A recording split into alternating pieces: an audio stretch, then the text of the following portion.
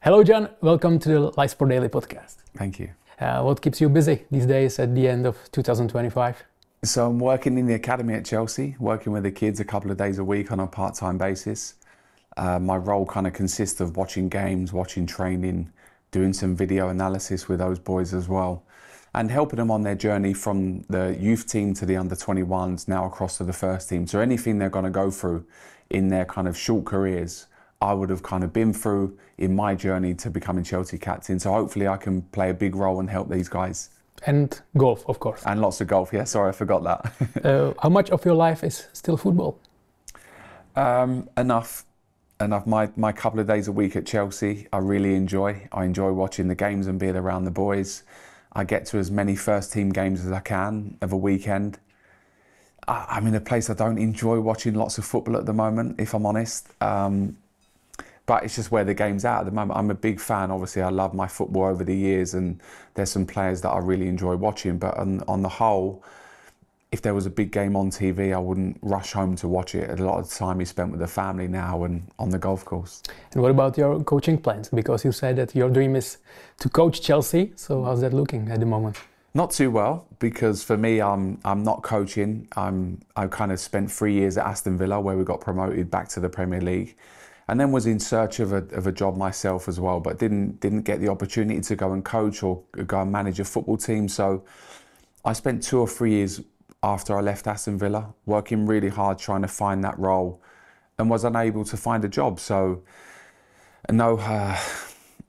nothing more I can do really, other than kind of just try and enjoy my life now. And I think I searched for a couple of years to try and find a role within football.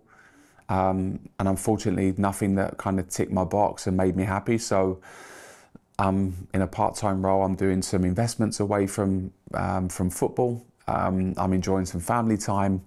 I'm going to watch football as I pick and choose. And I think I have a real good balance of life at the moment. So I'm enjoying that side of things. So you are waiting for the right time? Not really. I've probably been out of it for too long now. So it's been, 4 years since I left Aston Villa coaching. And for me, I think if you want to be a top coach or a top manager, you have to keep your finger on the pulse, and you have to be watching everything. You have to be obsessed with that. When I was at Aston Villa coaching, I was watching everything. I was understanding the role of an assistant manager, understanding what it takes to be a manager. But I can't spend my whole life like waiting for a job to become available. I need to get on with my life as well. There's other things that I can be doing that I'm enjoying, like I just spoke to you about. So unfortunately, my dream is to manage Chelsea, but without all the other stuff, that dream probably doesn't become reality. So for me, I'm happy with what I've achieved at Chelsea in my playing career and captain the football club, but the latest one probably doesn't happen. Okay, so what do you think when you look at the current Chelsea and current Premier League? How much has everything changed? Because a few days ago, it was 27 years since your first game.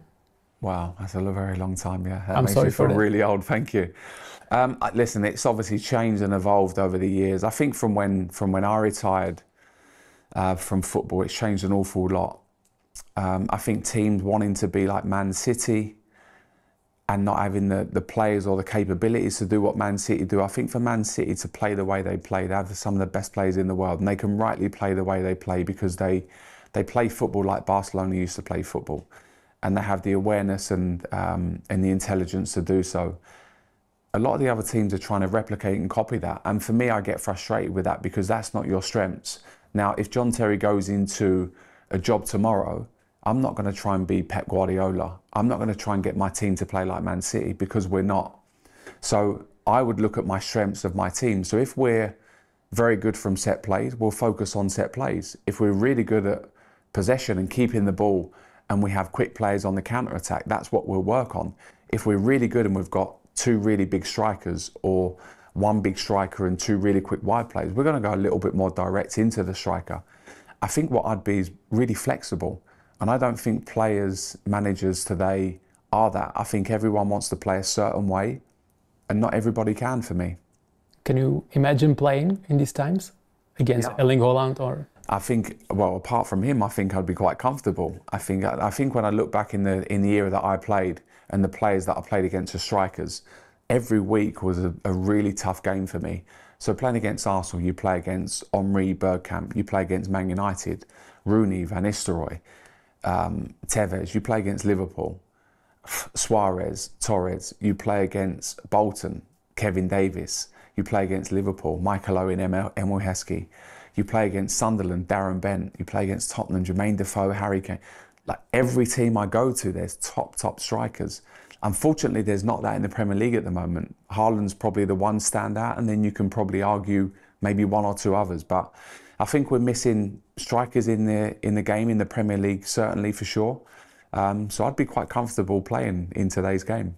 Let's go back to the time when you played in the Premier League. Do you know that you were very popular in the Czech Republic? Did anyone tell you that? Well, I actually had a visit to the Czech Republic many years ago with Peter. Peter took me on a sightseeing tour after the season. We were doing some charity work as well.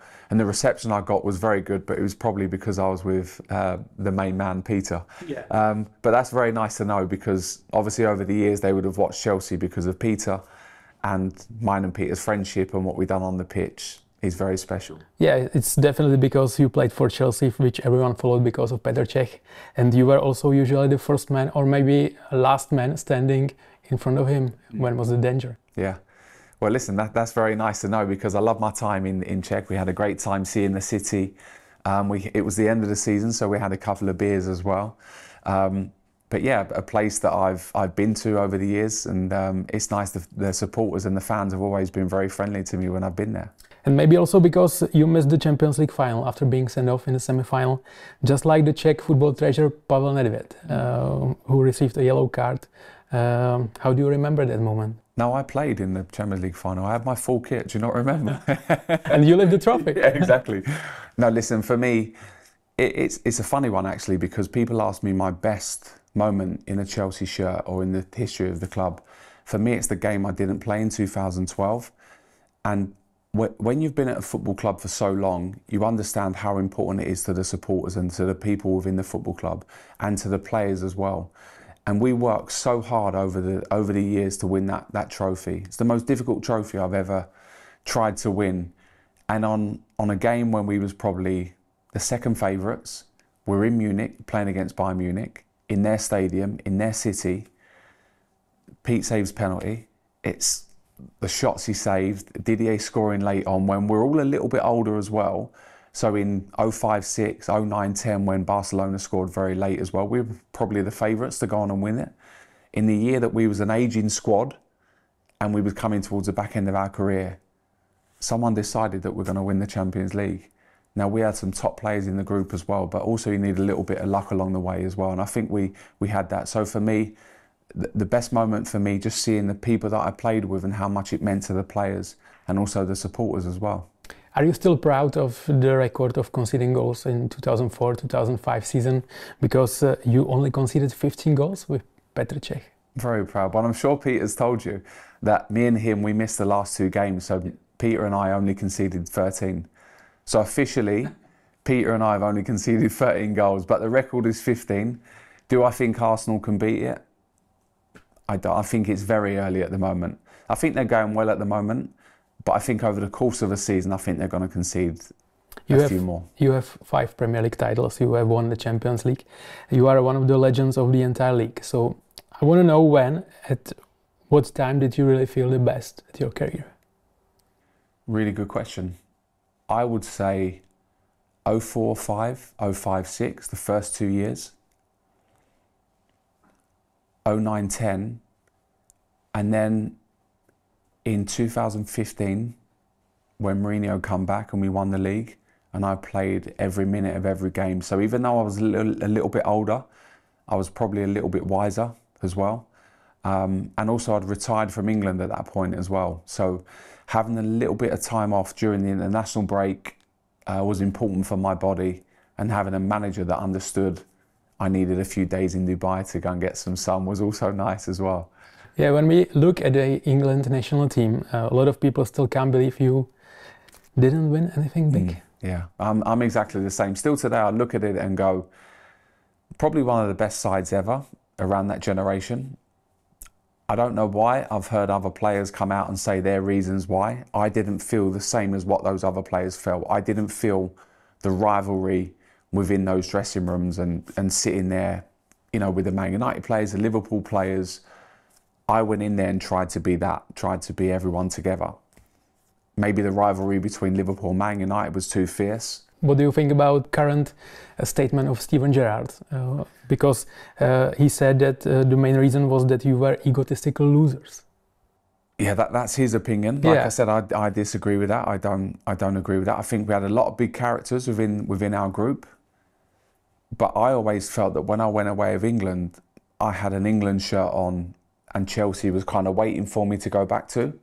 I never really felt that it was Chelsea, Man United, Arsenal, Liverpool, and you know, it was our club football and we were egotistical and stuff like that. I'm not sure we had a top manager at that time. I think we had three of the best midfielders in the world, Stevie, Lamps and Paul Scholes. Could you have fitted them in a different way? I'm not sure. Would a big manager have gone, one of you sitting on the bench? I don't know. As players, we have to take responsibility 100% because regardless of formation, we should have achieved something within that time frame for sure. But still good memories, but still frustrated when I look back the quality we had within the squad. Would you like to talk to Steven about his statement, or? I speak to Stevie. I'm fine with other people's opinion. It's actually really good because it's something that we haven't spoken about as players. It's not like we sit there and speak about this, whether it's Frank having his opinion or Stevie or Rio or, you know, somebody else having their opinion, Paul Scholes having his opinion, and everyone's entitled to their opinion. Doesn't mean to say I have to sit here and agree with how I can only explain to you how I felt in those moments. And I felt like when I was with England, I was an England player. I wasn't a Chelsea player. But like I said, maybe the rivalry between Man United and Liverpool was maybe too fierce for them to get away from that a little bit. But only Stevie can speak about how he felt. Only the Man United players like Gary Neville and those guys can speak how they felt as well. I can't sit here and speak for those guys. What do you think about the current England generation, England national team? Can and should they win something big? I think we can. I think we've obviously been very close. I certainly look around of going, you know, we spoke about my generation of the England team then. You look at Spain, Germany, Italy, France. Incredible teams, individuals. I look now and I go, okay, Spain are very good and they're the champions at the moment. France have a good side. Other than that, I struggle to look around and say there's 4 or 5 other really big countries. So it's probably the best opportunity that we're going to have. I think currently we have a really good squad of players, a mixture of young players, experienced players like Harry Kane within the group, Harry Maguire, John Stones, mixed with these young talented players in Phil Foden, Cole Palmer, Jack Grealish, Bellingham, these guys that have got that rawness about them to feel no fear when they go into games as well. So I think we have a real opportunity. Finally, I'm curious about a few things about you, because you were the highest paid player in the Premier League at one time. You were sometimes in the tabloids for non-football matters. The pressure on you was huge for many years. I want to know, how did you work with that and cope with that? Okay. I'm not sure I was the highest paid player. Yeah, at one time. At one time, maybe. I'm not sure I was, but I'll take your word. I think it's part of it. I think with the money side of it, it never motivated me as a player. It was, you perform well, you get rewarded with a new contract. I signed a big contract when I was 29, 30 at the football club. When Man City come in for me and they tried to buy me, I always wanted to stay at Chelsea. So that kind of comes with it, but I was never motivated by money. I let my kind of agents kind of control that side of it for me. With the publicity and that side of it, for me, it was, again, it's part and parcel of it. I quite enjoyed that everyone was against Chelsea at this time as well. Yeah. It felt like everyone was against me as well. I quite like that. I quite like walking into a stadium going, okay, I'm going to roll my sleeves up and I'm going to fight for Chelsea Football Club, because you spoke earlier about the banner, the fans, what they mean to me. I always had them at the back of my mind as well. So when you have that and you have the emotion of the football club with you, that helps. But it's just part and parcel of being a footballer. You have to learn to deal with stuff. It doesn't mean to say you always get it right, because I didn't, and not everybody does. But you can't go back in time. You can only look forward and just celebrate the great moments that I had in the Chelsea shirt. And is that kind of pressure something you miss at all? Yeah, Hugely, yeah. Really? I love the pressure. I love it when, like I say, that you walk into an away stadium and people are singing against you and saying horrible things about you. I really enjoy that. I miss that side of it. The big rivalry, the pressures of big games, those nervous feelings the night before, all of it. So yeah, I miss it. Some people are that way, and I'm certainly that way. If I could go back tomorrow, I would. I believe you also miss the team, the collective and the daily meetings. What was it like to lead as a captain a group of players like Drogba, Lampard, Diego Costa, persons who were also great leaders? Very easy for the first couple. You mentioned Frank and Didier and Big P, and then Diego Costa was a little bit harder. But again, when you have players that come in and want to fight for the football club like those guys did every day, actually my job was really simple, because I get a lot of credit because I had the armband and I was captain of the football club. There was a lot of people at this particular time that played a big role in a success at Chelsea and deserve a big pat on the back as well. So Big Pete spoke 5 different languages. Now, when we used to travel to away games, he would sit on the back of the bus and learn a different language. Pete, why are you doing that? So I can speak to the Spanish players, so I can speak to the French players, so I can do this. We're all messing about on the computers and he's thinking about the team. So there's one incident. You have Didier Drogba that controls the African players and looks after them and motivates them and everything. You have Frank in a different way, like Peter said before, about how he leads by example, being the first out on the pitch, being the last person on the pitch, all of that. So these guys deserve an awful lot of credit for our success in that 20 years. I was very lucky because I was at the front of that and I played a role for sure. But with the mixture of the quality of players firstly, but also the mentality was the biggest thing in that group, and we had a lot of big characters. There was also a lot of talk at one time about Manchester City wanting you. So was this move ever really close? No, not for me. I know Man City made a £29 million bid for me back in 2009-10 when Ancelotti was the manager. And as soon as Chelsea spoke to me about it, I was like, I don't want to leave. I do not want to leave this football club. And if you want to sell me, then we have to have a different discussion because I don't want to be here if you don't want me. And Roman was like, we want you to stay. And I was like, well, 100% I want to stay. So let's do a new contract. And I signed a new contract, committed the rest of my career really to Chelsea and signed a 5-year contract at the age of 29 years of age, which was the best decision ever. But for me, it was no decision. I never wanted to leave Chelsea Football Club. One, because I loved the football club.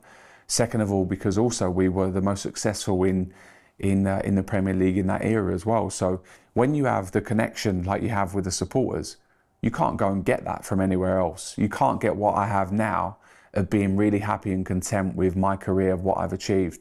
Like when I go back to the stadium and I see the guys and see the supporters walking in, like we've been having these conversations for the last 20 years.